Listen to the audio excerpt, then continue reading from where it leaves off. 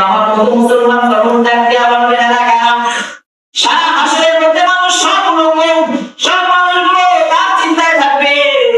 আর এই মানুষগুলো স্পেশালি দিয়ে দিবে না। ও মুসলমান ইমানওয়ালা ভাই, তখন ফেরেশতারা ডাক দিয়ে বলবে, এই মুহারাম মুনাফিকের দল, ও বেঈমানেরা, আল্লাহ তাআলা দুনিয়ার মধ্যে তোদেরকে যে সময় দিয়েছে, তোরা নিজেরা কোরআন পড়তে পারছ না, আল্লাহ তাআলা তোদেরকে যে সন্তান দিয়েছে, এমন মানুষ রয়েছে আল্লাহ তাআলা তাকে সন্তান দেয় না, ছেলে দেয় না, মেয়ে দেয় না, কিন্তু আল্লাহ তাআলা তাকে সন্তান ছেলেকে কোথায় দেয় না, ওই ব্যক্তি আল্লাহর কাছে দোয়া করে, আর আল্লাহ তাআলা তোমার কাছে তোমার একটা নিয়ামত দিবে, ছেলে দান করলে, মেয়ে দান করলে, এই ছেলেকে কোন কাজে লাগাইয়া, এই ছেলেকে মাদ্রাসায় ভর্তি করছো কিনা, মাদ্রাসায় ভর্তি করলাম, কোরআন শিক্ষা করাইছো কিনা, তখন ওই যে আমাদের ময়দানে কি উত্তর দিবেন, দুনিয়াটা বাদ দিয়ে ওইটা আমাদের ময়দানে কি উত্তর দিবেন। আবার যদি দুনিয়ার মধ্যে আসেন, দুনিয়ার মধ্যে যদি আপনার সন্তানটা হাফেজে কোরআন হয়, সারা সমাজের মধ্যে দেখবেন, আমি আজকে কসম খাই বলে গেলাম, গোটা সমাজের মধ্যে দেখবেন এখন সম্মান থাকবে যখন হাফেজের অমুক হাফেজের বাবা, অমুক হাফেজের মা,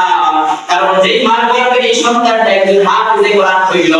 যেই মায়ের গর্ভে এই সন্তানটা হাফেজে কোরআন হইল, ওই মায়ের কাছেও দেখবেন মনটা শান্তি লাগে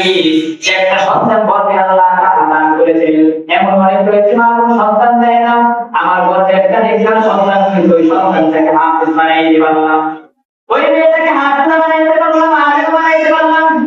ওই মা দেখবে খুশি হয়ে বাবা খুশি হয়ে যায়, সে দুনিয়াও সবচেয়ে সফলতা, দুনিয়াও সবচেয়ে শ্রেষ্ঠ ব্যক্তি।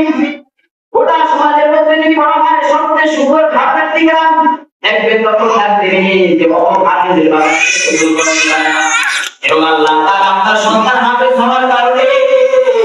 দেখবেন আপনার মতো বাবা আল্লাহ তাআলা বড় বিপদ থেকে বাঁচায় দিবেন, আল্লাহ তাআলা বড়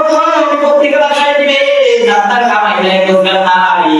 ওই যে আপনার একটা সন্তান যে হাফেজে কোরআন হয়েছে, এই সন্তানের বদৌলতে আল্লাহ তাআলা আপনার ঘরের মধ্যে এত রহমত দিবেন যে আপনি কোনোদিনও কল্পনা করতে পারবেন না। সুবহানাল্লাহ।